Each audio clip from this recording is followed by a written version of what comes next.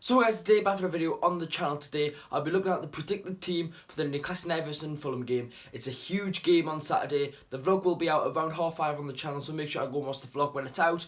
But it's a huge game. We know that they've got a good side of Alexander Mitrovic. They're not doing the greatest this season, sitting bottom of the league. If you haven't already, go and check out yesterday's video looking at Fulham.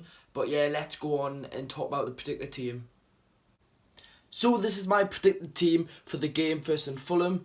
We know that they've got a good side, and that's the reason why I went 5 at the back. Martin Devout got in goal. Yedlin's back from suspension, even though Mancio had a good game versus Huddersfield. Dummett's the other change in left back. The three centre backs are all the same from the game versus Huddersfield. Diarmi Kay are playing, obviously. Richie, who didn't start versus Huddersfield, I thought came on and done alright. Christian Atsu done good recently, and we know who's going to be starting up front, Salomon Rondon. So, the changes, as I said before, Yedlin came in, but we know that Mancio is an off player. He could have an amazing game, could have a terrible game, but I've put Yedlin back in because he's back from suspension. Dummett came on for the last 5 minutes or so versus Huddersfield, and he's a big miss in the side, so I would like to see him back. Kay, Diarmi, they'll stay in the midfield. I think Shelby will not be fit for the game.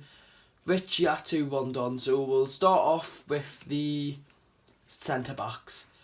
As we know, Fabian Shaw, Clark, Lascelles, as we know, right? Lascelles obviously is in the middle, Clark and Shaw beside them. But for me, Shaw and Clark against Huddersfield were a lot better than Lascelles. When Lascelles came back from injury, he hasn't looked like himself, and I don't know why that is. We know what Fabian Shaw can do because he wins every header, he wins every second ball, he wins every ball, and he's got the ability just to do this.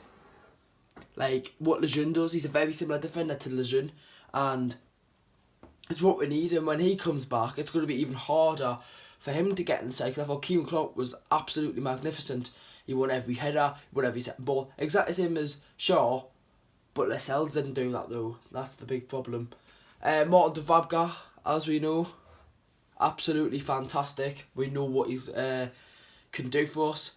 I'm recording this video at 2 o'clock on Wednesday, and potentially Dubravka could have an inform on FIFA. So if he does, he'll be going straight in the not my team, but I'll buy him. And obviously one's got an inform, but Dummett, Yedlin, 2 different left backs. I think we did play 4 at the back versus Huddersfield. I think.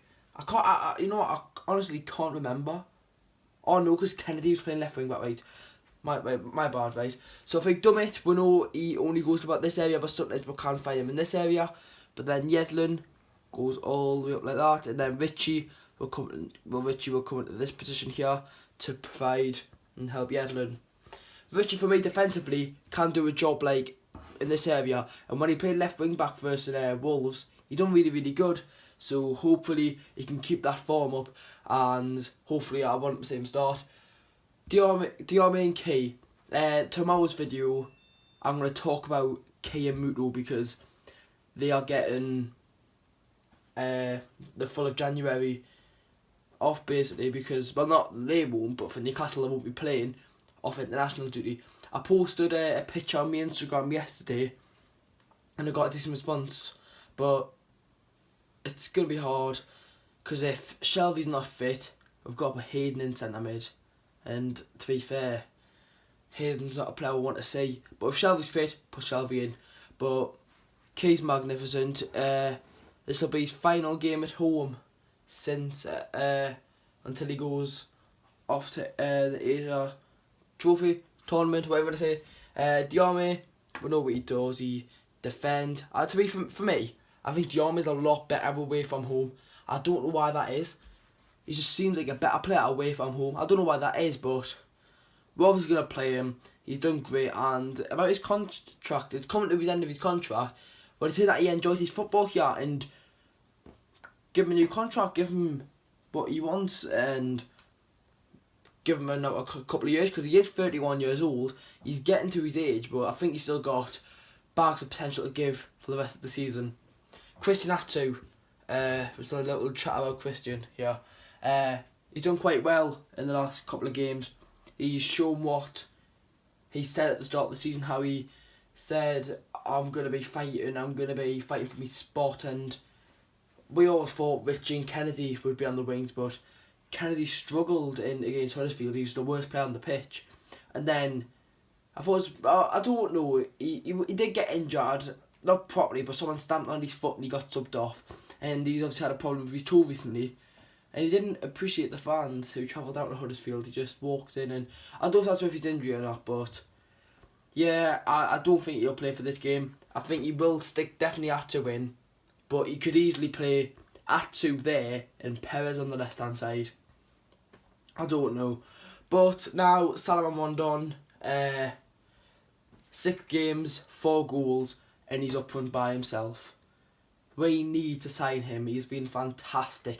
And it's just not like he scores a goal and has a shite game. He's always having a good game. Against Wolves, fantastic game. Huddersfield, he was excellent. And what I've realised now about Rondon, he likes to hold the ball up and then play it. Because a player who holds the ball up, like in this position here, would normally hold the ball up here and you try and turn there and then pass it. Rondon likes to hold the ball up. He holds the ball up there and he gets the full team come forward. The defence go to about 35 yards out from where Morton Van would be, and all the team would push up.